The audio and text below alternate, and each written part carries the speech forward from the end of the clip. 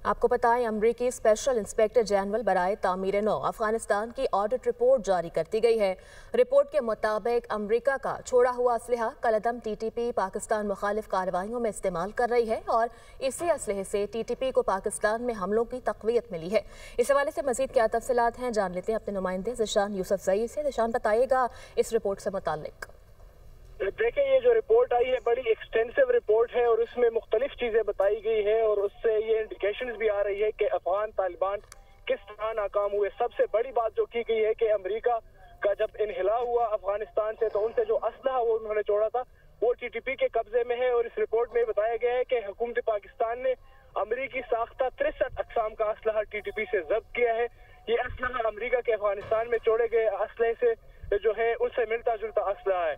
इस रिपोर्ट में यह भी बताया गया है कि अगस्त 2021 में अफगान हुकूमत का तेज रफ्तार जवाल जो है वो पूरे निजाम की कमजोरी जो है उससे जाहिर होती है और जो $90 अरब की सिक्योरिटी इमदाद के बावजूद जो अफगान फोर्सेज है वो चंद महीनों में बिखर गए।